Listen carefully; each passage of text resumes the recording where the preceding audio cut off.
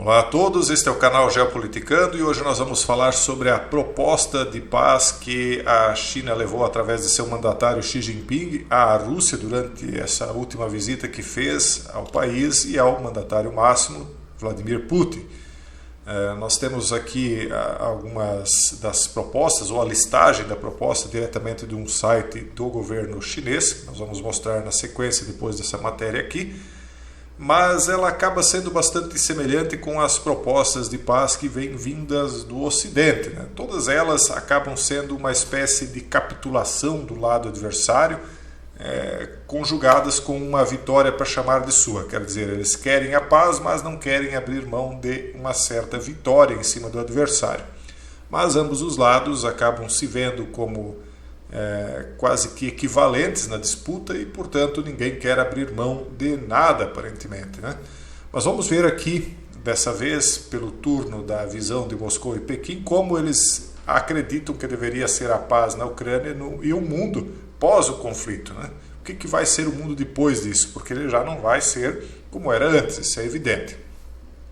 Então, logo depois dele ter sido considerado um criminoso de G por conta do mandado de prisão do Tribunal Penal Internacional, ele se reúne com Xi e os principais tópicos de discussão foram tão grandiosos quanto a reunião, né? Tratando das hostilidades na Ucrânia, como elas deveriam terminar e o que seria feito depois de a G terminar, como o sistema de segurança internacional deve ser reformulado. A reação de muitos no Ocidente à proposta apresentada pela China e discutida com a Rússia tem sido notavelmente suspeita de intenções. O secretário de Estado dos Estados Unidos, Antony Blinken, alertou o mundo para não ser enganado por qualquer movimento tático da Rússia apoiado pela China para congelar a G em seus próprios termos. Ou seja, eles não gostaram da proposta. Na verdade, né, pessoal, o que a China está querendo fazer é ampliar o seu soft power, quer dizer, o seu poder suave através da diplomacia, mais ou menos como ela já fez quando ela costurou esse acordo aí que está só começando entre a Arábia Saudita e o Irã, um acordo realmente inédito, né?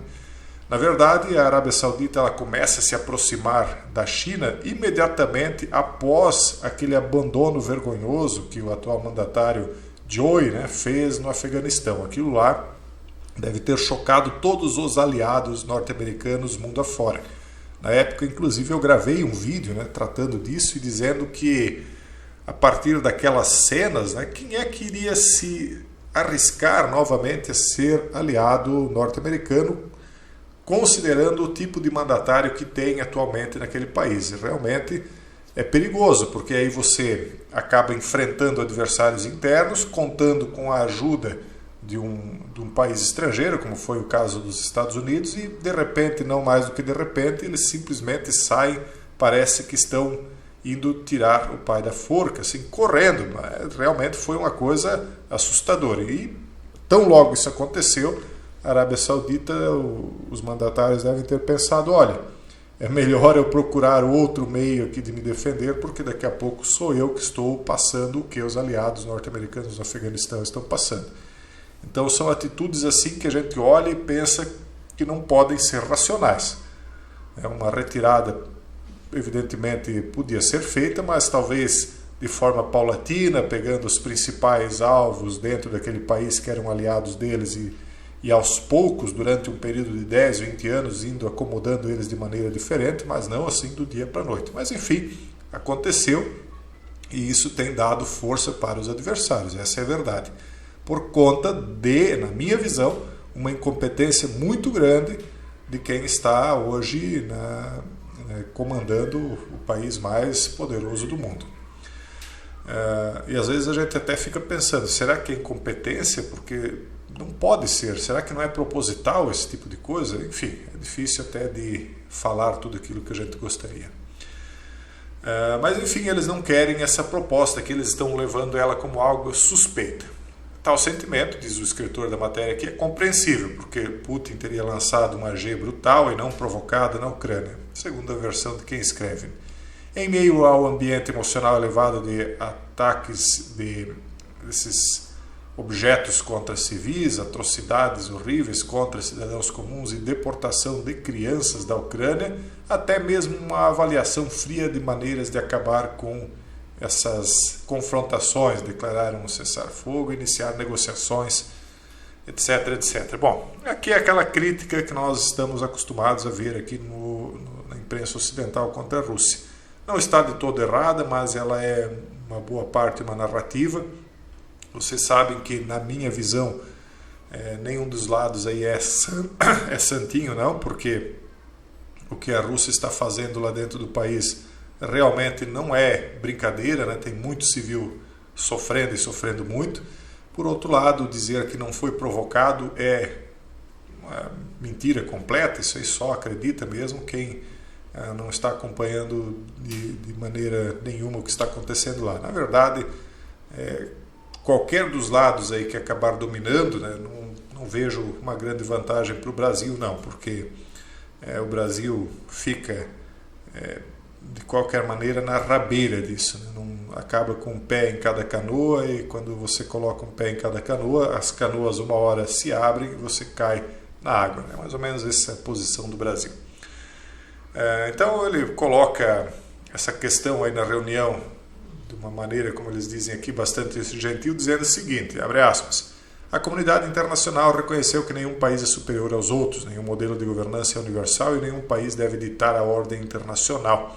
O interesse comum de toda a humanidade é um mundo unido e pacífico, em vez de dividido e volátil. É a história do mundo multipolar, né? É uma união de uma maneira multipolar. A Rússia e a China, diz o seguinte, abre aspas, tem consistentemente defendido a formação de uma ordem mundial multipolar mais justa, baseada no direito internacional, em vez de certas regras que atendem às necessidades do bilhão de ouro, disse ele, referindo-se a uma teoria que sustenta que o bilhão de pessoas nos países mais ricos do mundo consomem a maior parte dos recursos mundiais. É mais ou menos como aquilo que a gente vê no filme O Poço. Eles vão querer fazer essa justiça social na marra e na porrada, né? Aquilo que nós vimos no filme lá, simbolicamente mostra o que eles estão planejando para o futuro. Então, essa visão comunista aí não convence, o sistema atual liberal não está bom também, mas ninguém disse que ficaria bom, né? Segundo a nossa visão aí, que é mais cristã, as coisas estão ruins, mas não se preocupem, elas estão melhores hoje do que ficarão amanhã, né? O mundo está indo, segundo as próprias escrituras, de mal a pior, infelizmente, porque o ser humano quer cada qual impor o seu modo de pensar, o seu modo de agir, e infelizmente isso aí, ou felizmente, né, não sei, não dará certo. Mas vamos ver aqui qual é a posição da China sobre a solução política da crise na Ucrânia. Quais são as ideias aqui que ela propõe? Então, são 12 principais ideias, né? O respeito à soberania de todos os países, onde o direito internacional, incluindo... arrumar a página aqui. Acho que vocês não vão conseguir ler aqui, mas de outra maneira ele não enquadra totalmente. Incluindo os propósitos e princípios da Carta das Nações Unidas, deve ser rigidamente observado.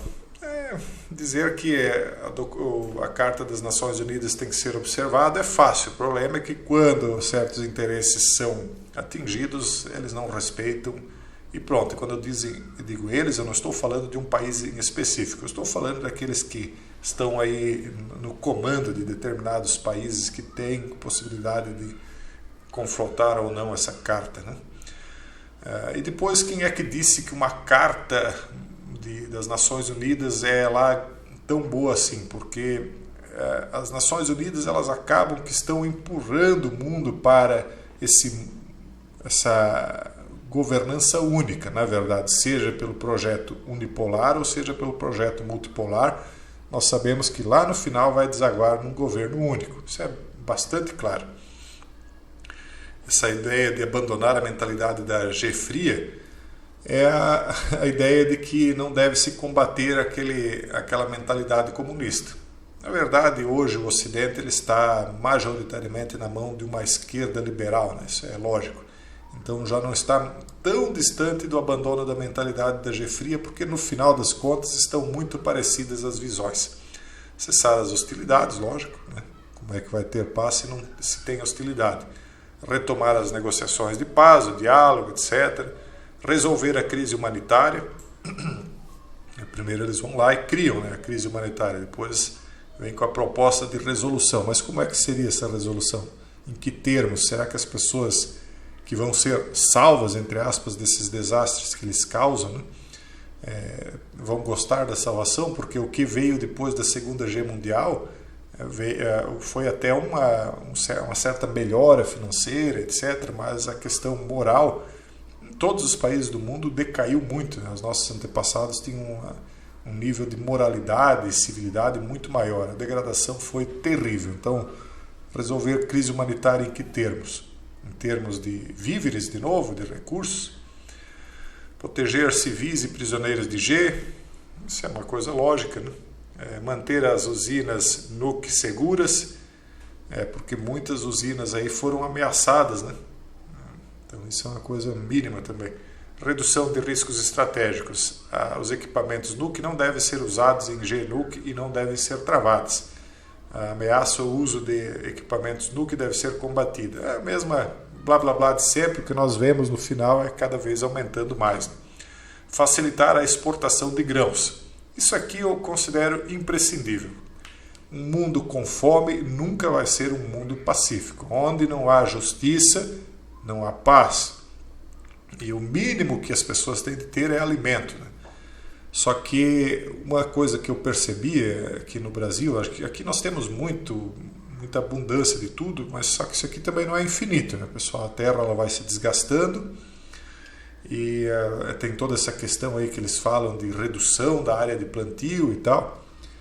E as alternativas são essas carnes de laboratório, essa nojeira aí que pode até aumentar a quantidade, o volume de alimentos, mas vai decair a qualidade muito, né? Depois não sabem de onde é que estão vindo tantos problemas de saúde, né? Mas enfim, voltando ao tópico aqui, fornecer grãos para o mundo inteiro eu acho que é a condição sine qua non para um mínimo de paz. Isso aqui eles estão completamente corretos. E o Brasil pode auxiliar muito nisso, só que nós não podemos esquecer o nosso povo aqui. Enquanto os grãos aí começaram a ser exportados para o mundo inteiro a preços internacionais, começou a ficar caro demais para o brasileiro comprar. Nós não temos a renda que certos países têm. Então é complicado equilibrar isso aí. Suspensão de sanções unilaterais. Se tem paz, tem que suspender as sanções, lógico. Manter estáveis as cadeias industriais e de abastecimento. Só que quem é que começou os fechamentos internacionais, nacionais? São os mesmos que agora tem que dizer que tem que manter estáveis as cadeias industriais de abastecimento. Vocês é que destruíram, eu não estou falando vocês, um país em específico, mas os líderes mundiais, né, com essas decisões esdrúxulas e politiqueiras, né, destruíram a cadeia de abastecimento durante um período ao ponto que causou uma superinflação. E promover a reconstrução pós-conflito. Mesma coisa de sempre. Enfim, pessoal, é mais do mesmo, né? As intenções assim, no papel são muito boas, muito bonitas, mas não muda muito daquilo que o Ocidente tem falado. No final das contas, são discursos, né? Mas na prática, a teoria é outra. É isso. Por enquanto, esperamos para as próximas notícias aí. Vamos mantendo vocês informados na medida do possível. Um forte abraço a todos e até o próximo vídeo, se Deus quiser.